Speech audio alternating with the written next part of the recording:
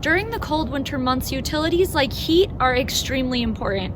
Here's what you can do if you're ever struggling to pay your utility bill. As a Utah utility consumer, you have the rights provided to you by utility companies to keep you safe and warm. According to the Department of Public Utilities, Utah utility providers must offer you at least one 12-month deferred payment plan if you have a financial emergency, allow you to follow specific procedures for service disconnection, which include providing you notice postmarked at least 10 days before the service is disconnected. David Eskelson, company spokesman for Rocky Mountain Power, said that the company only turns off consumers' power in cases where consumers aren't communicating.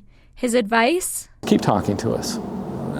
Even if you find yourself unable to pay and the balance has come up, don't let that stop you. I know it can be really overwhelming sometimes, but if people will keep talking to us, there's no reason for them to have their service disconnected.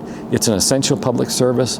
We recognize that. According to Eskelson, consumers who are facing a medical need can register the condition with Rocky Mountain Power through providing a letter from a healthcare provider. But generally, if they have a life support need and they register that condition with the company will not disconnect them, particularly during the winter months. Another option is using resources such as the HEAT program.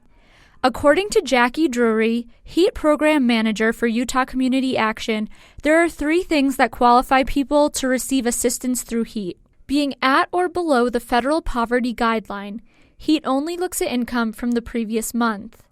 Being responsible to pay a utility charge. Have at least one other person in the household. This individual could be a child or adult or a U.S. citizen or qualified non-citizen. She said those who are financially eligible for the program typically have a harder time, and HEAT aims to take a burden off of those families. I think there's a real miscommunication for a lot of families. You don't have to have a shut-off notice to come in and get help.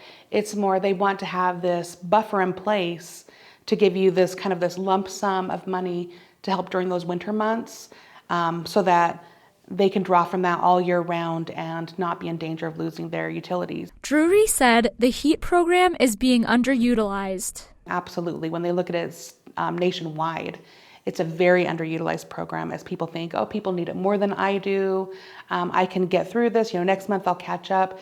And you don't have to be honest. This money is built so that it can be as a assistance to people as they're working towards other things. Those applying for the HEAT program will need to present a photo ID and a social security card from at least one person in the household. Anyone in the household who is working and 18 or older will need to show their income from the previous month, as well as power and gas utility bills. Drury encouraged people to not simply stay away for fear of not qualifying for the HEAT program. Between their income and their medical deductions, they may qualify for things they probably didn't think they would. And so I would just say it doesn't hurt to apply. Kaylee DeWitt, ABC4.com.